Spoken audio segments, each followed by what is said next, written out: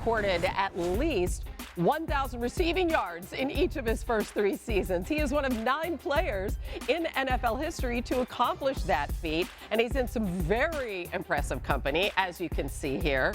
Waddle is also the first player in Dolphins history to record 1,000 receiving yards in 3 straight seasons. So, Mina, why does it make perfect sense for Miami in particular to invest in this player in particular?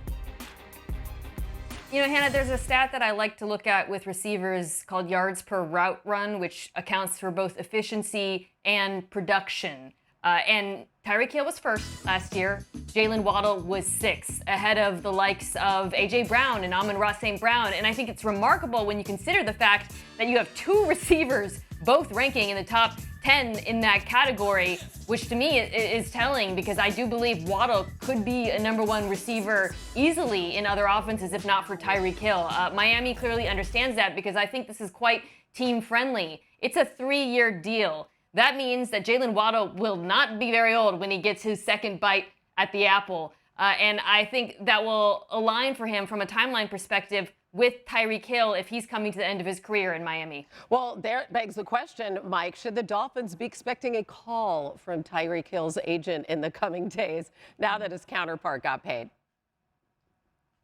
Hannah, I'm sure that call has already happened. After this season, Tyreek Hill has no more guaranteed money. And when you have multiple years left on a deal where there's no guaranteed money, you certainly, from Tyreek Hill's perspective, have outplayed the contract. The market has changed considerably, as we've said. So this is like the perfect storm. This is a great problem to have for the Dolphins between Hill and Waddle. But if I'm Tyreek Hill, I want to go to the very top of the market on an average per year on a guaranteed basis. So I think that call probably has happened. And for their sake, hopefully it gets done before they get on the field for training camp. Yeah, this is the trend we're seeing, is teams locking down at least their top 2 receivers with so much 11 personnel, 3 wides on the field. That's just the trend in the NFL. Now, who is going to throw these guys the football? Well, it's Tua Tagovailoa, presumably, but there's also questions about his future. He's on the 5th-year option of his rookie contract. So, Mikey T, walk us through this negotiation. Why is it a little bit tricky for both sides here?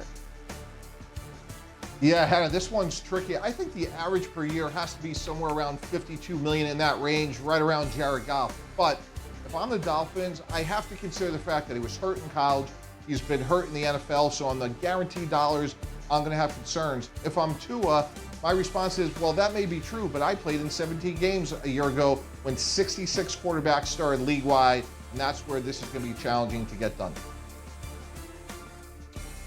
Yeah, listen, I agree with Mike in the fact that, listen, Tua, this is a tricky situation, contract situation for Tua, in that, number one, first of all, he played all 17 games, which was the main question coming into last season, was his durability. He showed that he could play a full slate of games. But also, for me, I always say you got to be careful paying good quarterbacks, franchise quarterback money, because it could come back to strap down your team if your quarterback is not the type of guy that can lift up the rest of the team in those critical moments. Deshaun Watson going into his 3rd season in Cleveland, coming off shoulder surgery. He is throwing every other day at OTAs today, throwing for the first time in front of the media, including a deep throw to Elijah Moore. Here's his OC, Ken Dorsey. Each day, it just keeps going, and so I think that's part of this process, and it is a process. We went through a similar thing in Carolina with Cam coming off of shoulder surgery, where we had to make sure we were monitoring distance of throws. Couldn't go past a certain yardage. How many throws he's making at practice. All those things were basically throughout the entire year. So I think where he's at right now is kind of in that process right now. And as he gets more and more comfortable, and part of that's just the mental side of things too, that, okay, I can start really opening it up more and more because of the confidence in it, So I think there's a lot of that involved with it as well. But you see him continue, like, each day ramping it up a little bit more and more. Mikey T, the ROI has not been good on Deshaun Watson, $230 million guaranteed. What's your biggest concern when you hear about his injury status? Yeah, I don't like that at all. Look, I'm not a doctor, but we're already into June here, and he's not full go, and he can only throw every other day. based on my experience with injured players, when you hear that, look, you want to ramp them up in a responsible way, but, at some point, Deshaun Watson's got to go out and play well and put all excuses behind him, injuries and otherwise. Hannah, it's been since 2020 since we've actually seen him play meaningfully productive football on a consistent basis. And when we're talking about a shoulder on a starting quarterback and he's still not being able to go out there, and go back-to-back practices, I would be concerned if I was the Browns. Meanwhile, the Browns made the playoffs despite his injury last season. They had to use 5 different starting quarterbacks. But even with Deshaun Watson under center, ESPN Analytics does not like the Browns' chances of getting back to the playoffs this year, giving Cleveland a 34% chance to make the playoffs. That's second lowest among teams that made the playoffs last season, ahead only of their division rival, the Steelers. Mina, I know you were high on the Browns last season. They had this unbelievable defense. They had this kind of cool story, right, with Joe Flacco down the stretch. But how do you see them this season? Do you see them progressing or regressing potentially? I can see why their odds are low. And to me, it's less about the team. I still think they have an incredibly strong roster and more about the competition. The AFC North, probably the best division in the NFL. They were very good last year, despite the fact that the Steelers had a revolving door at quarterback. The Bengals didn't have their starting quarterback, Joe Burrow, for most of the season. So when you consider the division, the AFC North, and that both of those teams are likely to be better situated this year, it makes sense that the Browns are facing an uphill battle. The other thing, Hannah, is statistically we see it is harder for great defense to stick year after year compared to offense. The Browns are obviously a defense-led team. They had either the first or second best defense in the NFL last year. So to me, you're counting on the offense taking a lead this season to potentially compensate for any regression there. And as you guys have discussed, we just haven't seen recently that Watson's capable of that. Yeah, Mina makes a great point about the defense. It's just so hard year over year to sustain that level of success that you have. And by no means, they do have a great defense. But it's going to be hard to duplicate that again in 2024. And then when you look at the offense, multiple injuries along the offensive line. Guys got to come back healthy. Obviously, Nick Chubb coming back from that big injury to his knee. And then Deshaun Watson. Like Mike T said, we haven't seen high-level football from Deshaun Watson since 2020. He's the biggest unknown player that we might have in the National Football League right now. If they can't get that type of high-level player out of the quarterback position, I just think like Mina said, the division is too strong for the Browns to, I think, have that magic sauce that they had last year that propelled them into the postseason. Again, that was Flacco at the helm. We should mention that this year the backup quarterbacks that they have are Jameis Winston and Tyler Huntley. Hopefully they won't have to use them, at least for the Browns. Arguably, their secondary needed a little maybe stitching up, fortifying for this season. Did they do enough to take this thing one step further?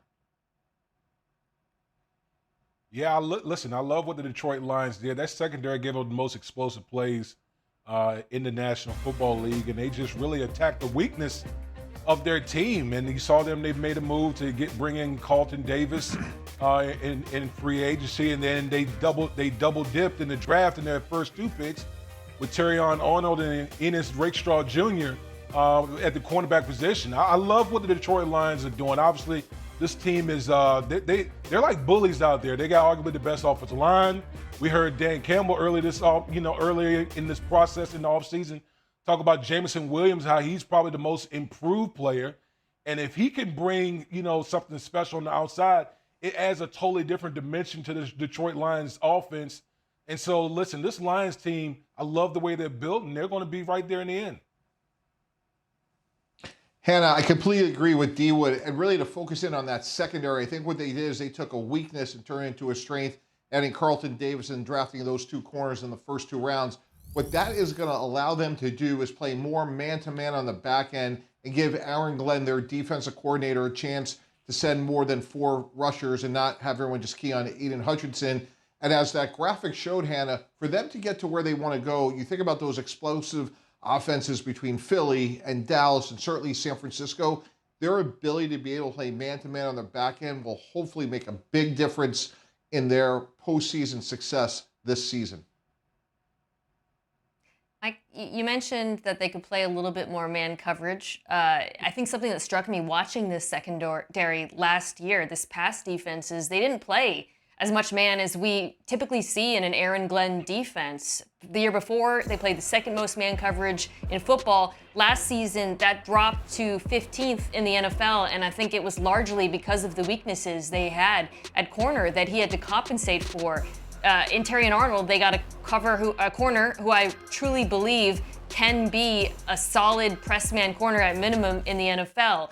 And his ability to do so, I think, is going to depend largely on Aaron Glenn, who, I don't know if people remember, but coming from New Orleans, he coached the DBs there. He was the DBs coach when Marshawn Lattimore won Defensive Rookie of the Year, came in and was immediately excellent in man coverage. If he can do the same thing with Terry and Arnold in Detroit, I think that will dramatically elevate this team's Super Bowl odds, which are already strong. Yeah, I mean, they were 27th in pass defense. The other great thing they did is they locked up 3 key offensive players: Penei Sewell, Amon-Ra St. Brown, Jared Goff. So they took care of business on the other side of the ball.